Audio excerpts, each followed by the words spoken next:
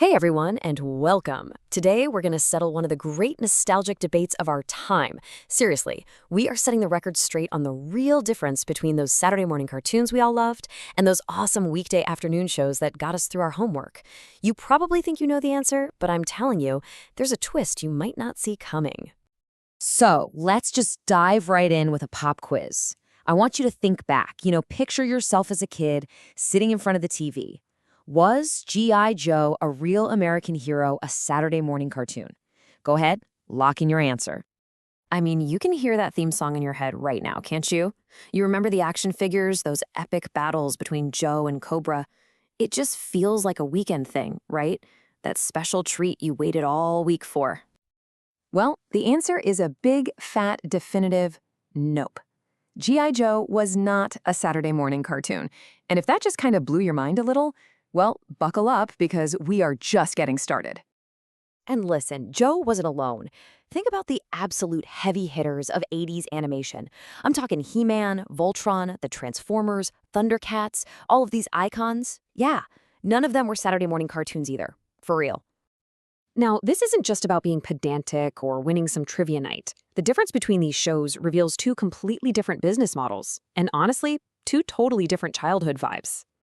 Okay, so first things first, let's lay down the law. What actually makes a cartoon a Saturday morning cartoon?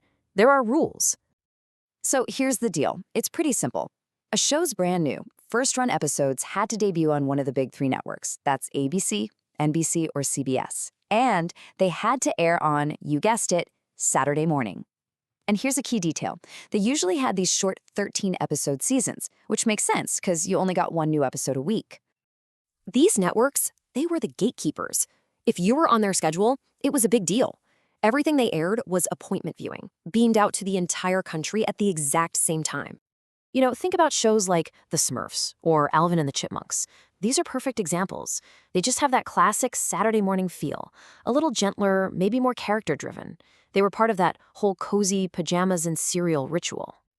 But those action-packed shows we all remember so vividly, they weren't born from the networks at all. Nope, they were part of a weekday revolution, driven by a completely different way of doing business.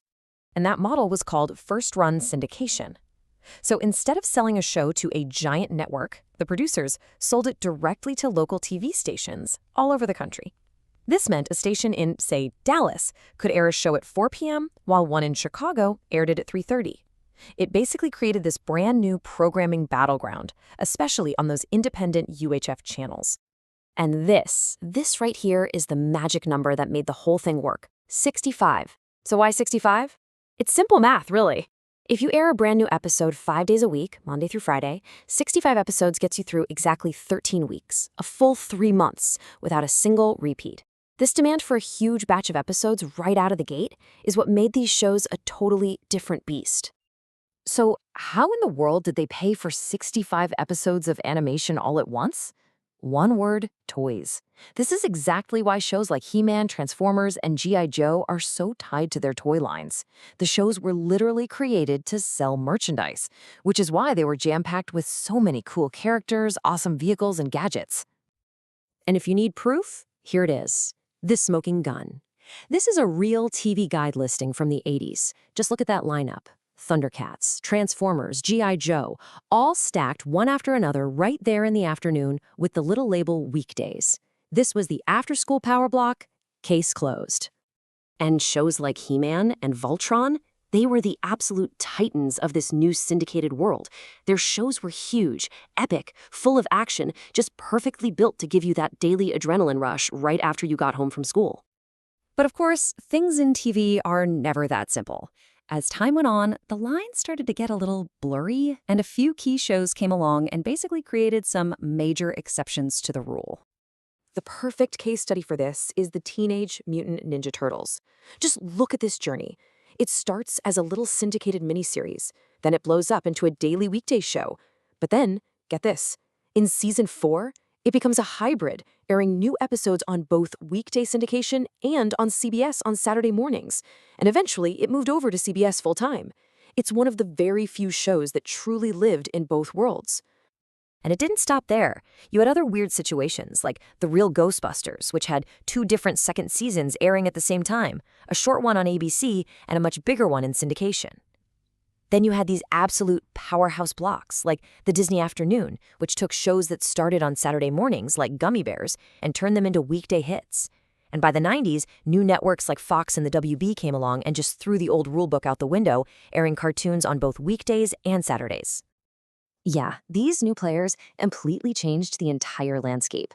The old simple rules of network versus syndication started to break down as these dedicated kids brands created their own little ecosystems for animation, blurring those lines for good. So, after all that, why does any of this scheduling stuff matter? Who cares, right? Well, it matters because it defined two completely different childhood experiences. It was all about the vibe. This quote from our source material just absolutely nails it. It's about the feeling. There was that exciting, energizing vibe of rushing home from school for high-stakes action, and then there was the familiar, comforting coziness of your Saturday morning ritual. Two different feelings entirely. So let's just break it down one last time. Saturday mornings were cozy, network-controlled weekly events with short seasons. Weekday afternoons were dynamic, syndicated, daily energy boosts built on that huge 65-episode model, often on those independent channels. Two different worlds, both totally essential parts of growing up in the 80s. And this right here brilliantly shows the two sides of the coin. On one side, you have that diverse, kind of quirky crew from the Saturday morning universe, and on the other, you have the high-octane, action-packed army from the weekday afternoon block. Both incredible, but definitely distinct. So, I'll leave you with this question. Now that you know the real difference, which cartoon world did you really grow up in? Were you a Saturday morning kid, a weekday warrior, or maybe a little bit of both? Think about it. It might just change how you remember your entire childhood.